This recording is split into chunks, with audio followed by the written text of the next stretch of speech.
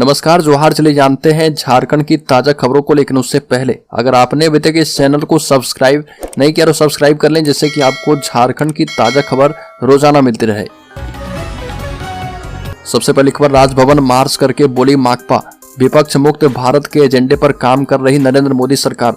केंद्र सरकार के द्वारा केरल सरकार की आर्थिक नाकेबंदी और राज्यपाल की संविधान विरोधी भूमिका के खिलाफ माकपा ने रांची में राजभवन मार्च किया और इस दौरान राजभवन को ज्ञापन सौंपकर राष्ट्रपति से हस्तक्षेप की मांग की है। पार्टी ने राजभवन के समक्ष विरोध सभा का आयोजन किया और उस सभा की अध्यक्षता राज्य कमेटी के सदस्य सुरेश मुंडा ने की। माकपा के राज्य सचिव प्रकाश विप्लव ने कहा कि मौजूदा दौर में भारत में लोकतंत्र गहरे संकट में है। अगली खबर, आर्थिक तंगी की वजह से इलाज नहीं करवाने पर आदिवासी युवक की मौत, 3 दिनों तक घर में नहीं चला चूल्हा। देवघर के सारठ प्रखंड क्षेत्र के पलड़िया गांव का संथाल टोला विकास की रोशनी से कोसों दूर है और बता दें कि इस टोले के जीतन हेम्ब्रम की मौत लीवर जॉन्डिस की बीमारी से पीड़ित होने के कारण हो गई। 78 वर्षीय गुड्डू हेम्ब्रम के बेटे की मौत के बाद परिजनों का रो रो कर बुरा हाल है और 6 फरवरी को जीतन की मौत हुई थी। परिजनों ने बताया कि पिछले 1.5 महीने पूर्व जीतन को सिर दर्द की शिकायत हुई थी और जिसके बाद झोला छाप डॉक्टर से इलाज करवाया गया था। अगली खबर, झारखंड में 8 जवानों को लाठी देकर अफीम की फसल नष्ट करने भेजा गया था और डीजीपी ने इस मामले में मांगी है रिपोर्ट। चतरा जिले के बैरियो जंगल में उग्रवादी संगठन टीएसपीसी के दस्ते ने घात लगाकर पुलिस टीम पर हमला कर दिया था और इसमें 2 जवान सिकंदर सिंह और सुकुन राम मारे गए थे। 3 जवान आकाश सिंह, संजय लुगुन और कृष्णलाल हाजरा घायल हुए थे। घटना पर मारे गए जवानों के परिजन और पुलिस मेंस एसोसिएशन ने सवाल खड़े किए हैं। एसोसिएशन के अध्यक्ष करण सिंह ने कहा कि पहले से उक्त क्षेत्र में उग्रवादी दस्ता की मौजूदगी का इनपुट होने के बावजूद जवाबदेह पुलिस अफसर सजग क्यों नहीं हुए।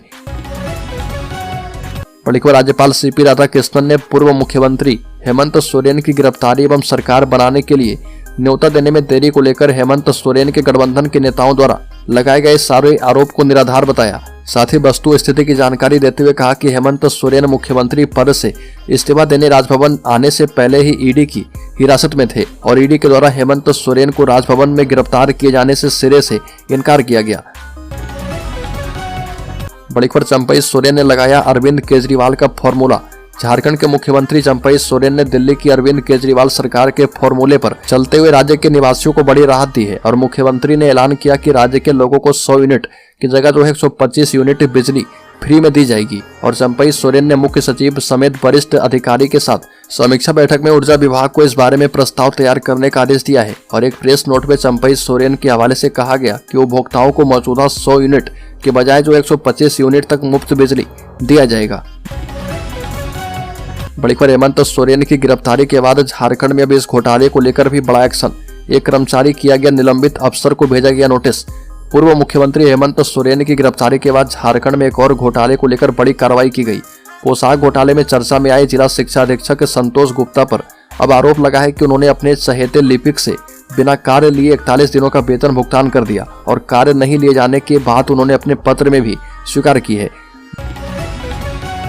बड़ी खबर, राज्य में बाबूलाल मरांडी ने कहा कि जेएसएससी पेपर लीक मामले में हेमंत सोरेन शामिल, सीबीआई जांच की जाए। लोकसभा में भी उठा है मसला, रांची में एसआईटी ने 3 को हिरासत में लिया है। झारखंड में जहां जेएसएससी पेपर लीक की एक और जांच तेज हो गई है, वहीं दूसरी ओर इस पर राजनीति भी गर्म है। बीजेपी के प्रदेश अध्यक्ष और राज्य के पूर्व मुख्यमंत्री बाबूलाल मरांडी ने दावा किया कि पेपर लीक में पूर्व मुख्यमंत्री हेमंत सोरेन शामिल है और पूरे मामले की सीबीआई जांच होनी चाहिए। पेपर लीक को लेकर बीजेपी के युवा मोर्चा ने राजभवन के बाहर धरना दिया और मरांडी ने कहा कि मैं शुरू से कह रहा था कि इतना बड़ा पेपर लीक का घोटाला बिना ऊपर यानी मुख्यमंत्री कार्यालय की संलिप्तता के बगैर नहीं हो सकता है। अगली खबर, झारखंड के किसानों के लिए खुशखबरी, इस तरह से बढ़ेगी आमदनी। 2 से 4 मार्च तक की तारीख बेहद खास है। बिरसा एग्रीकल्चर यूनिवर्सिटी रांची द्वारा 2 से 4 मार्च तक राज्य स्तरीय एग्रोटेक किसान मेला का आयोजन परिसर में किया जाएगा और मेले में किसानों को कृषि, पशुपालन, वानिकी, जैव प्रौद्योगिकी, खाद्य प्रसंस्करण, मत्स्य पालन, डेयरी प्रौद्योगिकी, कृषि यंत्रीकरण आदि की नई तकनीकों से अवगत करवाया जाएगा। और बीएयू के कुलपति डॉक्टर सुनील चंद्र दुबे ने कहा कि इस वर्ष मेला का थीम कृषि नवाचारों द्वारा पोषण, आय एवं रोजगार संवर्धन रखा गया है। बड़ी खबर, हेमंत सोरेन ने चंपई सोरेन को इसलिए बना दिया मुख्यमंत्री, झारखंड मुक्ति मोर्चा सांसद ने बता दी है असली वजह। झारखंड में चंपई सरकार है और चंपई सोरेन ने 5 फरवरी को विश्वास मत हासिल किया था। इस बीच जानकारी अब तक नहीं थी कि हेमंत सोरेन ने अपने परिवार के किसी सदस्य की बजाय मुख्यमंत्री पद के लिए चंपई सोरेन को क्यों चुना।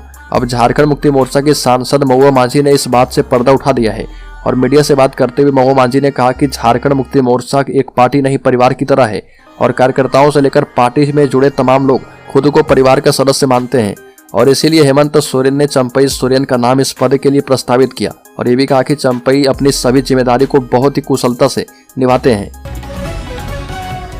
अगली खबर, संजय सेठ ने संसद में व्हाट्सएप चैट का उठाया मामला। कहा कि पूर्व की जो सरकार चल रही थी झारखंड में वो व्हाट्सएप पर चलती थी। बता दें कि रांची सांसद संजय सेठ ने लोकसभा में शून्यकाल के दौरान पूर्व मुख्यमंत्री हेमंत सोरेन और उनके करीबी विनोद सिंह के व्हाट्सएप चैट के खुलासे का मामला जो है संसद में उठाया और सांसद संजय सेठ ने लोकसभा में कहा कि झारखंड में झारखंड मुक्ति मोर्चा और कांग्रेस की सरकार को लेकर रोज नए नए खुलासे हो रहे और सांसद ने कहा कि पूर्व की जो सरकार झारखंड में चल रही थी वो व्हाट्सएप पर चलती थी, ट्रांसफर पोस्टिंग जैसे कार्य व्हाट्सएप पर किए जाते थे। और सांसद संजय सेठ ने कहा कि इससे भी गंभीर विषय है कि मुख्यमंत्री के करीबी विनोद सिंह के यहाँ जेएसएससी की परीक्षा के एडमिट कार्ड बरामद किए गए हैं।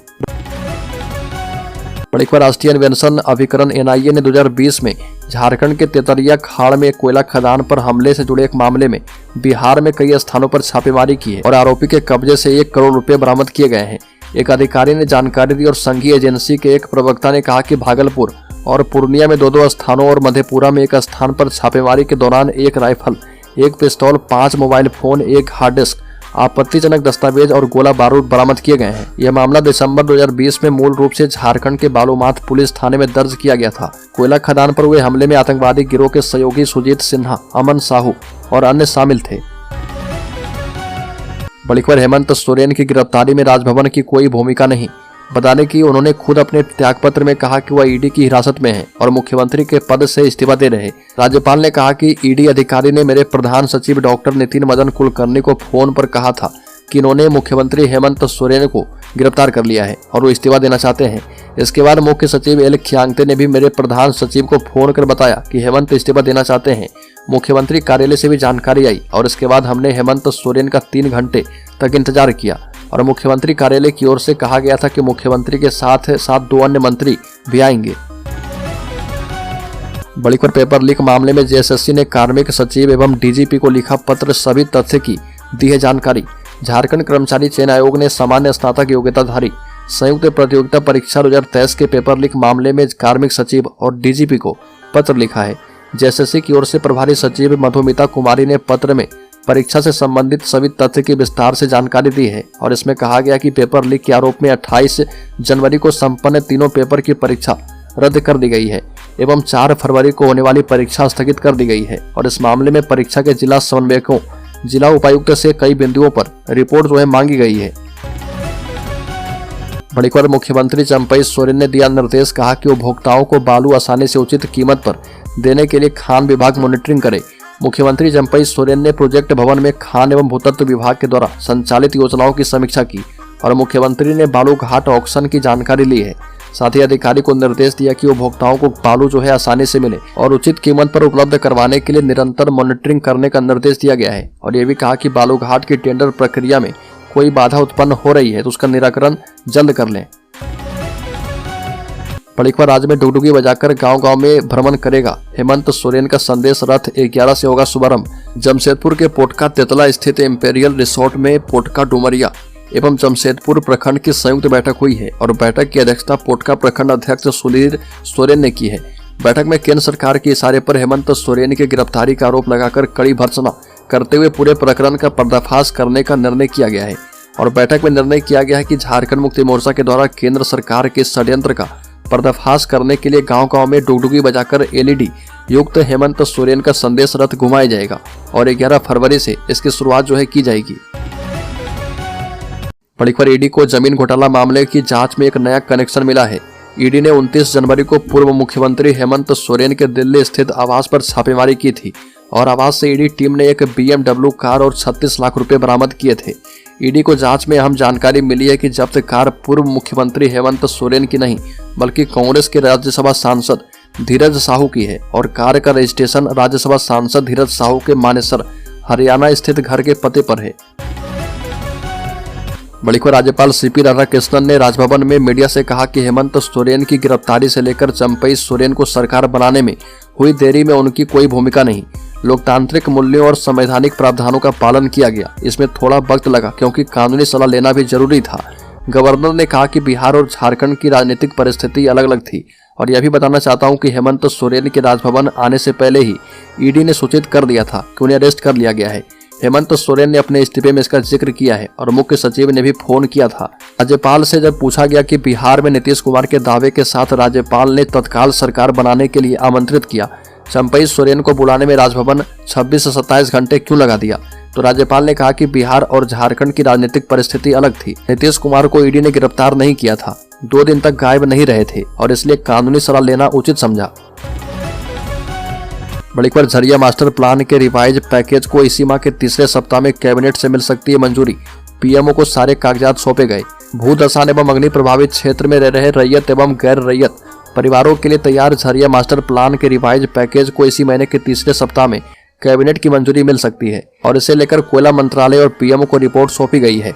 आसन्न चुनाव को देखते हुए कैबिनेट से मंजूरी दिलवाने के पहले सरकार जो है रिवाइज्ड पैकेज को और भी आकर्षक बनाने की योजना पर काम कर रही है। पीएमओ फिलहाल रिवाइज्ड पैकेज का अध्ययन कर रहा। बड़ी खबर, बाबूलाल मरांडी ने कहा कि यह बातें मैं शुरू से कह रहा था, लेकिन ईडी ने हेमंत सोरेन की रिमांड अवधि बढ़ाने के लिए 539 पन्नों की जो जानकारी कोर्ट में दी है उसमें लिखा गया कि हेमंत के करीबी मित्र आर्किटेक्ट विनोद सिंह के मोबाइल और घर से छात्रों के बड़ी संख्या में एडमिट कार्ड बरामद किए गए हैं जिन्हें पैसे लेकर बहाल किया जाना था और मामले की गंभीरता को देखते हुए चंपई सोरेन को इस मामले की जांच सीबीआई से करवाने की अनुशंसा करनी चाहिए और इसे लेकर बाबूलाल मरांडी ने सोशल मीडिया साइट एक्स पर पोस्ट किया है। बड़ी खबर, राज्य में होमगार्ड जवानों के लिए गुड न्यूज, अब सिपाही के बराबर मिलेगी सैलरी। 14,000 से भी ज्यादा को फायदा। झारखंड में विधि व्यवस्था सहित विभिन्न जगहों पर ड्यूटी कर रहे होमगार्ड जवानों को सिपाही के समकक्ष वेतन देने का प्रस्ताव जो है वित्त विभाग को भेजा गया है और प्रस्ताव मंजूर हो गया तो उनका वेतनमान लगभग दोगुना हो जाएगा। और बता दें कि विभागीय मंत्री के कार्यभार संभालने के बाद वित्त विभाग इस प्रस्ताव पर अंतिम निर्णय करेगा। नए मंत्रिमंडल की कैबिनेट में प्रस्ताव रखा जाएगा और फैसले से विधि व्यवस्था में लगे 3,527 जवानों सहित अतिरिक्त 11,000 होमगार्ड जवानों को सीधा फायदा होगा और झारखंड में विधि व्यवस्था सहित विभिन्न जगहों पर ड्यूटी कर रहे होमगार्ड जवानों को सिपाही के समकक्ष वेतन देने का प्रस्ताव जो है वित्त विभाग को भेजा गया है और अगर प्रस्ताव मंजूर हो गया तो होमगार्ड जवानों का वेतनमान लगभग दोगुना हो जाएगा।